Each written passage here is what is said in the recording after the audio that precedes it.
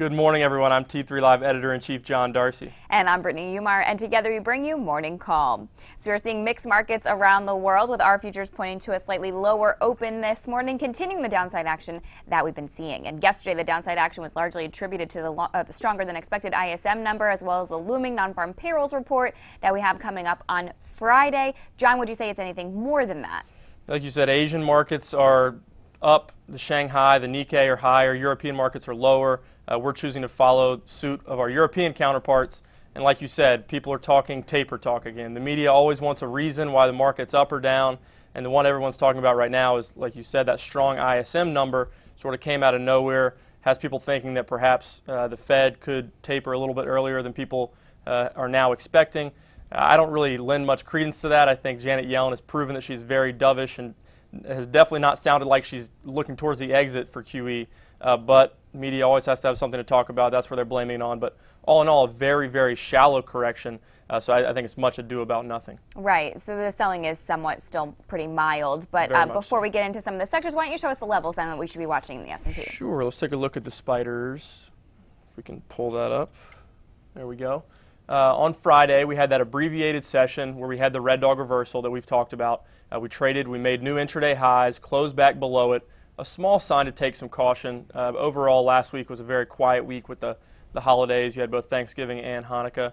Won't happen again for a long, long time. I can't remember the exact number. Anyways, yesterday we had a little downside follow through into the 8-day EMA. So still holding very upper levels. This morning we are down 5 or 6 handles on the S&P. But even then, that's not even going to take us close to the 21-day EMA. That'll be the next level to watch, after we've sort of broken below this prior breakout level. But all in all, like we said, very mild selling. Everybody wants to blame it on something, and people still want to look to short this market on every uptick. And as long as people are looking to short this market on every uptick, that's going to provide fuel for the market. Short squeezes, whatever you want to say. As long as people are still negative on this bull market in 2013, I think we can continue higher. Well, the biotech group remains one of the best looking sectors in the market right now. And if you take a look at the IBB, talk about relative strength. It's just managed to keep climbing despite any pullback in the market. Yeah, you talk about sector analysis. IBB has been the one technically that's really stood out from the rest over the past few weeks. Hasn't even had the pullback with the market over the past few days. And it's one, talking about themes going into 2014, I think this is one that can definitely continue higher as the pace of technology and research is just exponential, you could say. But you look at the chart of the IBB, you can see that really strong technical action, which is what we defer to. It is a little bit extended from its 8-day and obviously 21-day EMA, so maybe a little bit of rest would be in order for the IBB, but there doesn't always have to be rest. There obviously is a lot of demand in this sector, and I don't really expect any deep pullbacks. I think a pullback into the 8-day EMA would definitely be very inviting for additional entries, and then we would look to individual stocks for the best setups. Well, speaking of looking for individual stocks as well as looking for some of these names that could use a little bit of rest, Biogen has been showing some healthy digestion. Could this be a potential opportunity here? Yeah, Biogen is the largest component of the IBB ETF and was very responsible for that breakout in the IBB because it had a big gap and go. We can take a look at the chart of BIIB. As you can see, big gap and go to the upside triggered that gap in because it's the largest component, obviously, led to that big breakout in the IBB ETF. But after the gap and goes, formed a nice upper level consolidation. Yesterday looked like it wanted to go, but I think maybe it was weighed down a little bit by the broad market weakness. But overall, it would be healthy to see the 8-day play some catch up, but it doesn't mean it has to. It has a nice upper level, tight consolidation, sort of a wedge pattern forming. I can draw the lines. And we'll watch it today to see if it can get back above yesterday's high and trigger a breakout. But definitely one that is very firmly on my radar. I wouldn't get scared away from it just because it's had a big move so far. How about CELG? Closed the day up yesterday, more than 0.8%. Should this be on our radar for some potential follow-through today? It's another name that's a big component in IBB. And go ahead and take a look at the chart of CELG. What you have is a very nice bull flag descending channel type pattern that, just like BIIB yesterday, was pretty strong. It probed lower a little bit to test its 8-day EMA. Maybe isn't as stretched to the upside as BIIB. So if you want one that's not quite as stretched, maybe you go with CELG. But as you can see, very defined flag type pattern here that it tried to poke its head above yesterday. If it continues higher today, I think it could get additional momentum. And Gilead building a nice upper level base there. Could that be getting ready maybe for another leg higher? Gilead is another one that has a really nice flag pattern. You look through IBB and I see a lot of setups that I really like. You take a look at the chart of GILD. Yesterday, again, tested its 8-day, sort of like CELG did, but it has a tight upper level consolidation after the breakout on the strength of the BIIB stuff, had some sympathy effect on other stocks in the group and led to breakouts. Gilead was one of those names. This is one. We can draw it again. Beautiful upper level bull flag in a strong sector. Just look for a breakout above the previous high, which is 75.43. So keep an eye on that price point. Yeah, and in a similar fashion, if you're potentially more comfortable with Regeneron's action there, it's been building a tight bullish flag there also, so maybe a breakout there. Regeneron is one that we added to our Off the Charts newsletter last night. It's a slightly smaller, lower volume name, but it has sort of two setups, one on a longer term time frame and one on a shorter term time frame. We're on the daily chart right now. I'll show you the bull flag that's formed. We had a nice bounce starting on November 19th, and now we have sort of a short-term bull flag forming. We can draw that flag here. So yesterday did get to the upper end of that bull flag, so look for continuation above yesterday's high. But then you zoom out a little bit to a weekly chart, and you can see sort of a descending channel type pattern that has been forming in Regeneron, which is another pattern that we love to use to time entries. And what we're seeing is a bull flag pattern at the top end of that descending channel. So what it does, it gets to the top end of the macro pattern, forms a little bit of a base, and then looks to go. This is a picture-perfect pattern stuff that we teach in our Active Trader course, which is why we added to our Off the Charts newsletter. So definitely want to keep an eye on. What about Alexion's been finding support along the 8 and 21 day? Another smaller name in the group, Alexion. We'll just go straight to the chart, wrap up this group. Just another good-looking chart in this sector. This is the daily chart. Not quite as strong as some of the other ones, not making new highs, but above its 8-day EMA. Yesterday bounced off it. And you could look to this lower pivot here.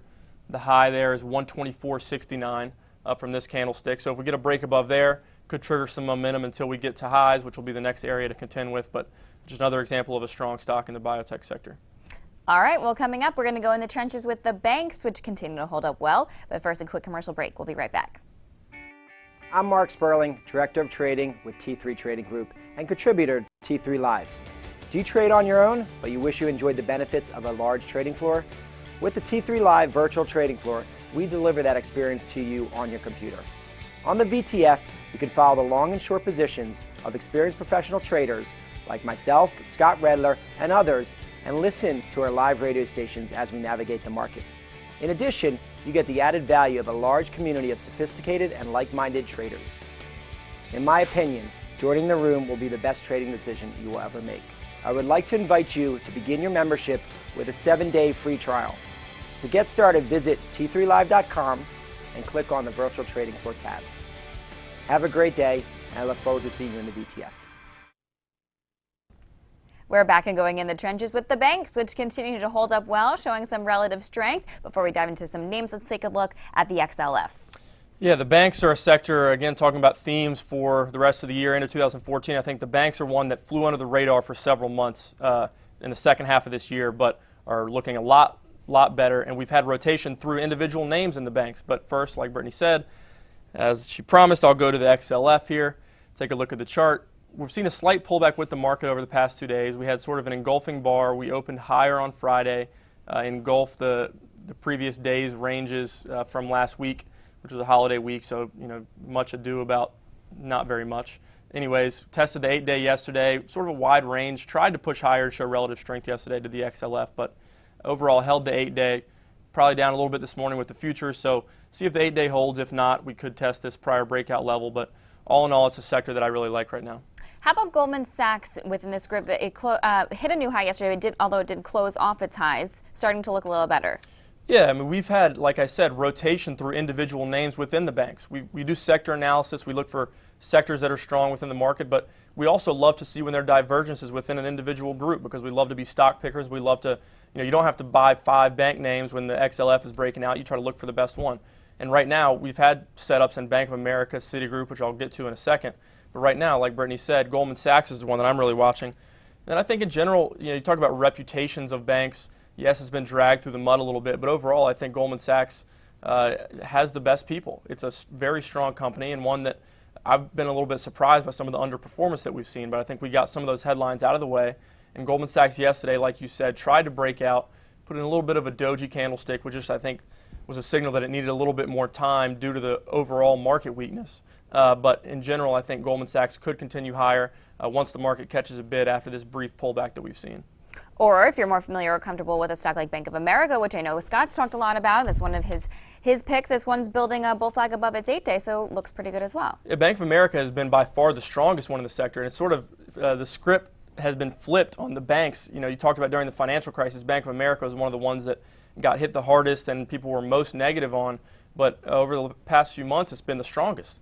And you take a look at the chart of Bank of America, you've seen a really steep rally that started in the beginning of November, hardly a pullback in sight.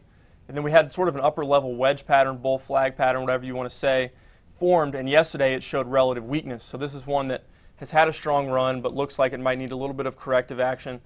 Some of the other ones aren't quite as extended. Might test the 8-day EMA, and then we'll look at the composure at that point. But overall, not the best setup in the group right now, but one to keep on your radar. Should Citigroup be on our radar, because this one did have that breakout, but it has been showing some digestion? Does it still look healthy? Yeah, Citigroup definitely does look healthy, but also like Bank of America, it's one that we've highlighted on off the charts and in our morning calls and stuff like that. You go to the chart, we've highlighted some setups previously. You can see this, we got all Scott's lines here on the chart, but you see this downtrend line here that we drew. That was the setup that we listed on off the charts, a break above that. We got a really nice move off of it, but like I said, just like Bank of America did yesterday, showed some relative weakness. Looks like it might want to test the 8-day EMA, and we'll see if that's as shallow as the correction gets, or whether we get a deeper correction in Citigroup. But not the best setup right now, but one that on a dip I think could improve and should be one that you keep on your radar. Wells Fargo basing above its 8-day EMA as well. Yeah, Wells Fargo is sort of a different type of group, different type of name in the group. The bank takes less risk with their money. It's just a differently constructed type company than ones like Citigroup, Bank of America, Goldman Sachs, those types of things. So it moves a little bit slower as a result of that. Also pays a nice healthy dividend, which the banks are increasingly doing, which attracts me to them as well. But you see Wells Fargo, a nice healthy pullback over the last few days, held the 8-day EMA.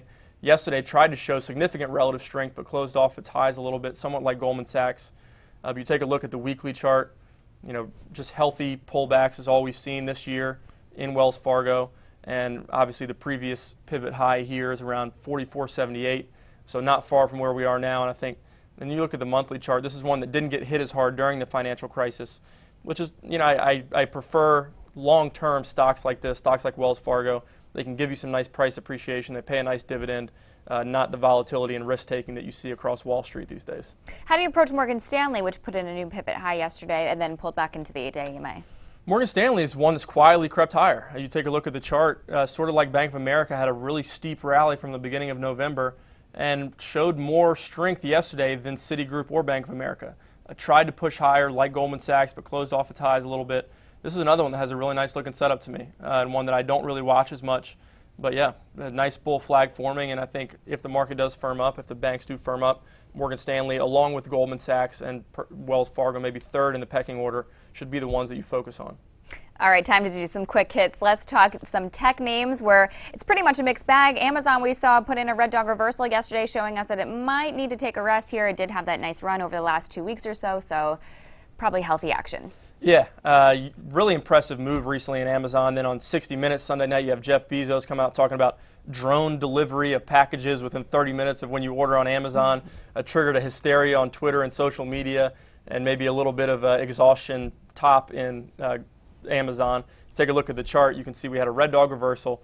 We opened higher on that news, and for me, it's not even the fact that drones. It's very controversial, that whole announcement, and will it ever happen? Who knows? But it just reinforces the idea that Amazon is just a step ahead of everyone else. They're always looking to innovate, and I think people were just encouraged by that.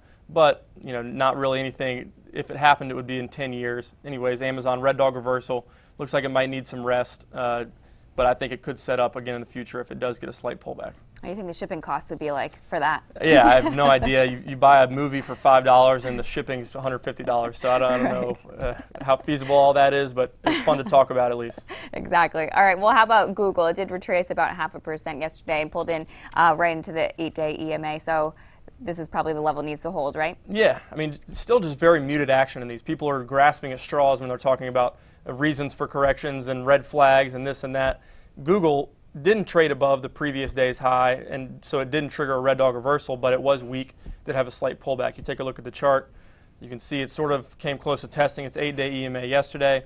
Could test it today. I'm not sure where Google is pre-market, but just a really slight pullback. And what we've seen since this gap and go on surprising earnings for Google, we've seen multiple patterns like what we're seeing right now.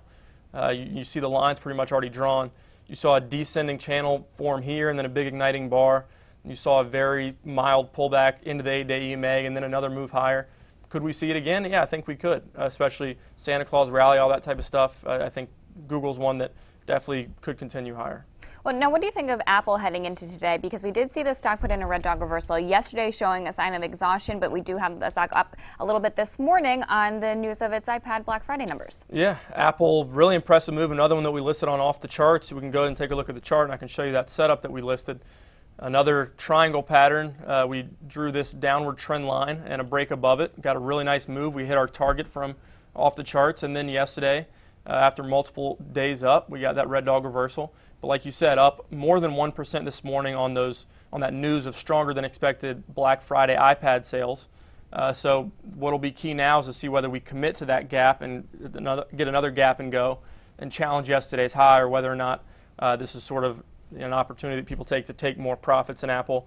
And that story will be told intraday. But overall, I think fundamentally Apple is an undervalued company in my opinion, and technically it's looking a lot better. I think you could see Apple continue to move higher towards the end of the year, and I think in 2014 could be a good year for Apple as well. I'm sure a lot of people like to hear that. Yep. How about Facebook perking back up again, able to reclaim the 8-day EMA? What do you think? Still high prices in store for the short term? Yeah, we talk about divergences, and what we've seen in tech is stocks in the tech group excuse me, have diverged from themselves significantly. And Facebook is an example of one that, while the Amazons and the Googles and the Apples of the world have been improving and driving the NASDAQ higher, you've seen Facebook remain weak. Ever since the Twitter IPO, Facebook has been weak. But you take a look at the chart of Facebook, now while the market's pulling in, Facebook is actually looking a little bit better. So go figure that. Anyways, what you've seen is a very tight descending channel in Facebook, which we love descending channels because they allow you to measure potential entries and risk. So what we've seen is a break above that descending channel. Yesterday weighed down a little bit by broad market weakness, perhaps with a little bit of a doji candlestick, but it's one that, again, I think should continue higher through the end of this year and into 2014. I think the company really turned a corner when they started improving those mobile advertising numbers. So one that I definitely think out of this descending channel is a really, it's sort of, the market's getting a little bit choppy at upper levels. You don't love chasing highs in stocks and all that, and extended stocks. And this is one that's not quite as extended because of the recent pullback, which makes it a little bit more attractive in my mind. All right, and Microsoft acting better triggered the listed buy price in off the charts of $38.30. Should we be expecting upside follow through? Microsoft's one that I've pounded the table on or really liked, expressed my affection for it in videos and on Twitter and things like that, because I think it's a rare combination of value and growth in a stock. Especially, the company pays a very healthy dividend yield, tons of cash on the balance sheet. And then you have Steve Ballmer, the CEO, that everybody has sort of been lamenting over the past several years as slowing the progress and preventing them from really becoming an innovator again. He's stepping down in the next few months. So this is one that I think, like I said, a very rare combination of those two things that allows you to potentially get a dividend yield and also get price appreciation. And we go take a look at the chart. As you can see, closed a little bit off its highs yesterday due to some broad market weakness perhaps, but I think could continue higher as we listed on off the charts. And I'll take a look at a longer term chart here. When I initially liked it was down here in this lower level base that you could measure an entry from. Obviously got a nice move there. Has had some very volatile action, some choppy action since then, but the prevailing wind is higher. And like I said, it's one that you're not loving chasing extended stocks that are making new highs and well above all-time highs. This is one that's not the case. It's just breaking above highs from 2007. And it's replacing its CEO, potentially going to make a big splashy hire, and one that I think the stars align for a good year in 2014, in my opinion. All right, so any last words of advice as we head into the trading session, and of course, inch closer to Thursday's third quarter GDP and Friday's non-farm payrolls? Yeah, I think overall, just what we talked about today, biotechs are strong, banks are reemerging.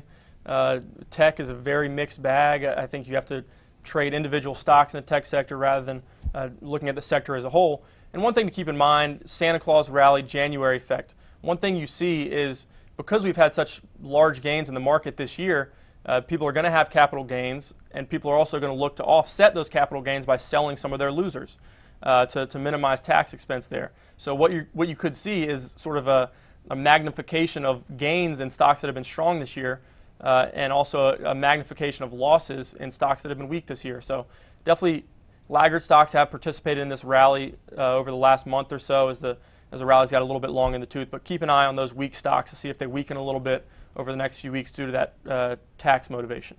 All right, and that's your morning call for this Tuesday. Happy trading. Have a great day.